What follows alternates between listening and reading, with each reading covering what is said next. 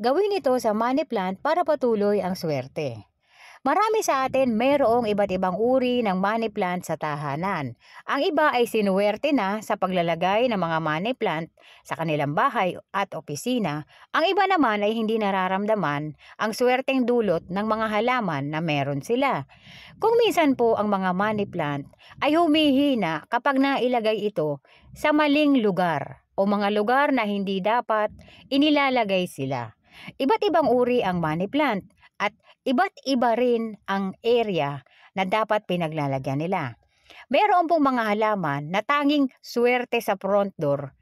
Kung ilalagay mo sa front door, doon sila mas aakit ng swerte.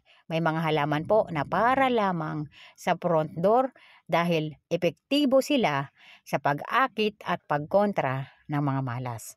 Ang video natin ngayon, pag-uusapan natin ano nga ba ang dapat nating ginagawa sa ating money plant para patuloy po na makaakit ito ng swerte at para po doon sa hindi nararamdaman yung swerteng hatid ng mga money plant na meron sila. Kung minsan po kinakailangan lamang ilipat yan or kinakailangang i-activate. Pag-uusapan po natin yan. At tatalakayin ko na rin po yung comment ng isa nating kamadam tungkol po sa nagaganap na full moon o rare na full moon na nagsimula po ng 19. 19 po ang lucky dates ng simula ng blue moon. So 3 days po ang itatagal niya, 19 hanggang 21. Kung hindi nyo nagawa ng 19, gawin nyo ng 20, gawin niyo ng 21. Hindi po tayo tumitingin lamang sa bilog na buwan sa langit. Tumitingin po tayo sa mga swerteng dates. Kaya po binanggit ko 19 dahil yun po ang simula ng rare na blue moon o rare na full moon. 19 po ang simula niyan, August 19 po yan at yan po ang isa sa pinakamaswerteng dates para gumawa tayo ng mga ritual. Hindi lang natin titingnan 20 bumilog yung buwan, 21 bilog siya ulit. Hindi po ganun. Sisimulan natin yan kung kailan yung pinakamaswerteng dates niya nagsimula. Hindi porket hindi nyo nakitang bilog nung 19, hindi na po swerte yon. Hindi po. Meron po tayong tinitingnan para po malaman natin kung na anong tamang dates ang swerte at doon tayo magsimula. So 3 days yan. Kung hindi nagawa ng 19, 3 araw po yan. So kaya tayo gumagawa ng umaga ng 19 gawin na natin para makaakit na po yan ng mga enerhiya na kailangan natin. Ang iba nga po, before pa ng 19, gumawa na sila ng ritual, nilagay na nila sa tahanan nila para po mas makaakit at maihanda po. Kaya gumagawa sila ng mas maaga. So tandaan po natin mabuti. Salamat sa panonood po at sa nagko-comment. Salamat po. Para may pagkakataon po akong makapag-explain or makapagpaliwanag. Salamat po. Lagi po natin tatandaan, hindi lang tayo tumitingin sa ating paligid, tumitingin po tayo sa mga eksaktong araw o panahon para makasigurado tayo na aanihin natin yung mga good luck energies na tinatawag natin. Maraming salamat po sa panonood. Kung mahilig ka sa ganitong mga video, huwag kalimutang mag-like, mag-subscribe at i-share mo na rin para malaman ng iba ang kanilang mga swerte sa buhay.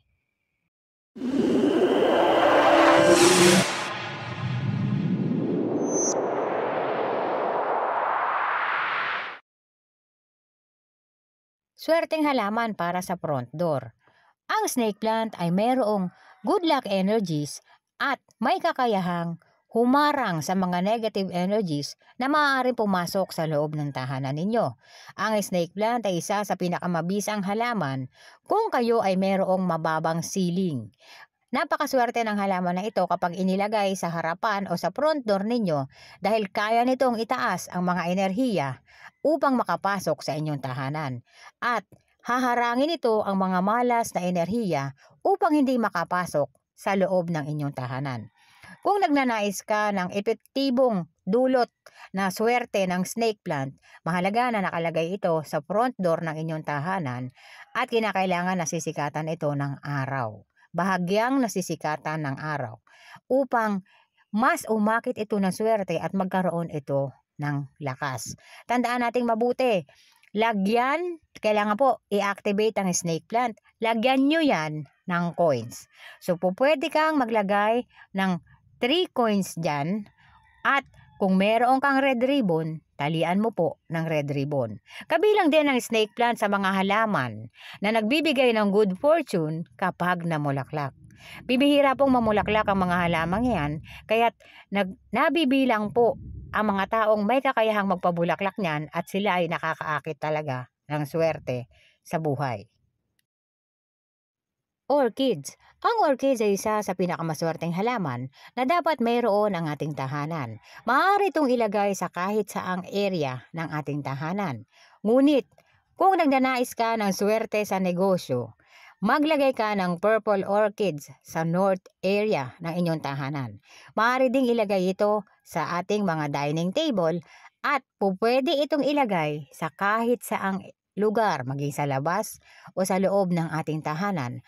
Ang orchids po ay mayroong natatanging kakayahan. Kapag inilagay mo ito sa front door mo o sa front entry ng tahanan mo, at mayroong kang bisita na mayroong malas na intensyon o maaari nakapagdala ng mga negative energies mula sa labas nang hindi niya sinasadya, ang orchids po ay may kakayahang harangin ang enerhiyang dala ng mga bisita ninyo sa inyong tahanan. Lalong-lalo na kung yung mga enerhiya na yan ay may dalang malas, ang orchids po ay kayang kontrahin yan.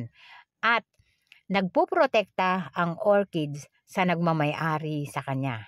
So kung sino yung nag-aalaga sa orchids, puprotektahan ka po ng halaman na yan. Isa po sa pinakamahalaga at pinakamahusay na halaman. Dapat po mayroon tayong orchids sa ating tahanan. Ano bang kulay ng orchids ay maswerte? Ngunit kung nagnanais ka ng swerte sa pera, purple ang piliin mo. Pwedeng ilagay yan sa kahit saang area ng ating tahanan dahil kayang mag-complement ng halamang yan at kayang mabigay ng swerte kahit saan man siya nakalagay. Fortune plant.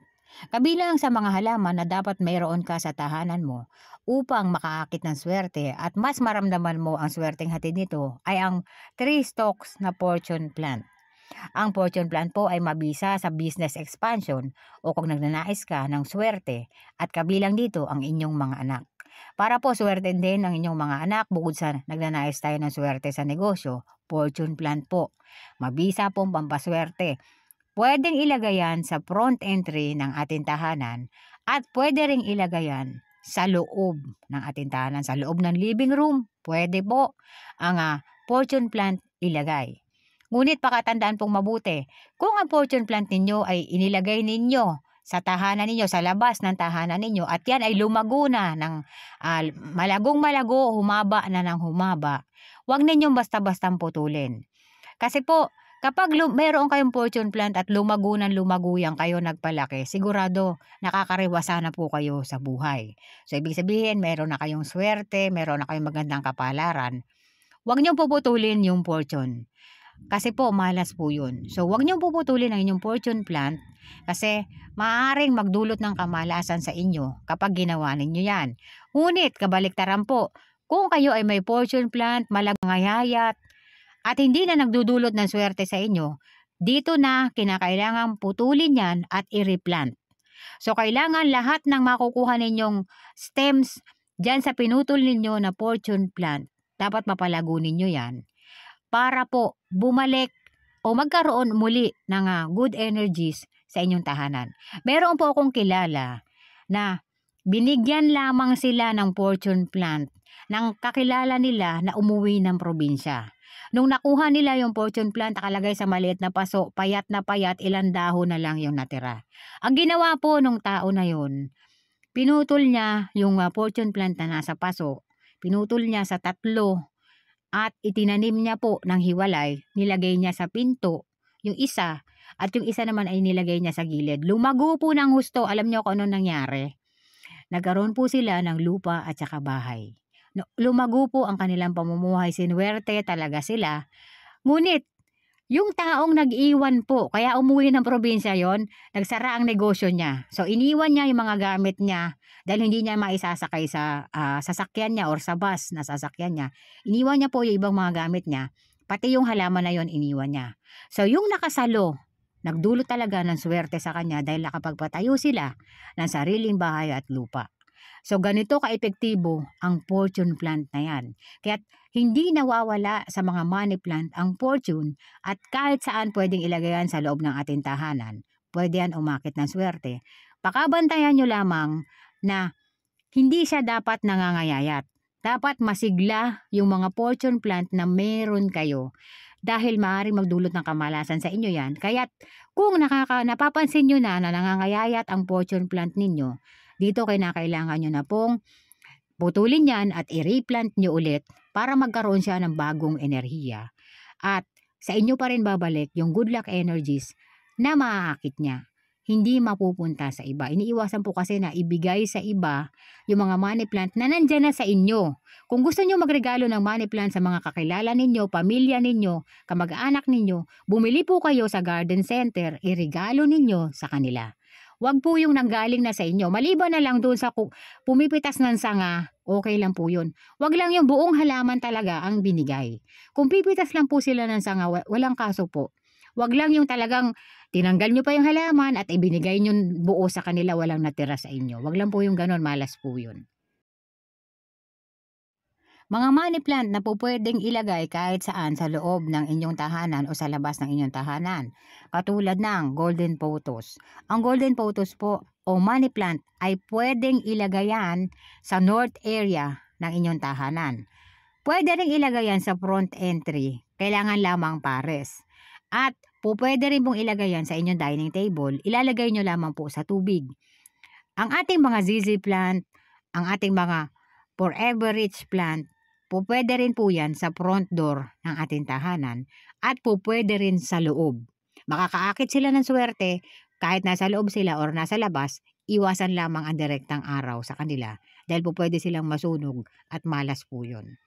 So ang lahat ng mga money plant na meron kayo, pwede ninyong ilagay sa inyong living room maliban po sa mga halaman na tanging nakakakuha ng lakas sa labas ng ating tahanan. Pwede rin po kung meron kayong snake plant, pwede yan sa may bintana. Nasisinagan po yan ng araw at yung hangin na galing sa labas ay nakukuha din yan. So pwede rin po yun. Kinakailangan po kasi ang snake plant natin, ilagay natin sa tamang area para mas lumakas pa yan at umakit pa ng swerte. At para po doon sa wala ng paglilipatan, talagang yan ay lagayan ninyo ng mga money plant ninyo. Lagyan nyo na lang ng coins yan at red ribbon. Aakit na yan ng swerte. Isa sa nagiging dahilan kaya nag-i-stagnant yan, wala pong nag-e-enhance sa kanila o walang nag-activate sa kanila. Nilagay lang sila bilang halaman dyan. At pakabantayan po mabuti, dapat hindi mangangayayat ang mga halaman na meron kayo. Kasi malas po yun. Tandaan po, pag nag-activate, lagyan ng coins, talian ng red ribbon, okay na po yun. Pag naglagay ng coins, ibaon po doon sa mismong paso. Yung coins na ilalagay ninyo at talian ninyo ng red ribbon para po ma-activate yung inyong mga money plant, lalong-lalo na kung wala na talagang paglilipatang area. Maliban po sa snake plant, kasi ang snake plant talaga, mas lumalakas siya kapag naandyan siya, nasisikatan siya or nahahanginan siya, nasisikatan siya ng sikat ng araw at nakakalanghap siya ng hangin mula sa labas, mas lumalakas yan.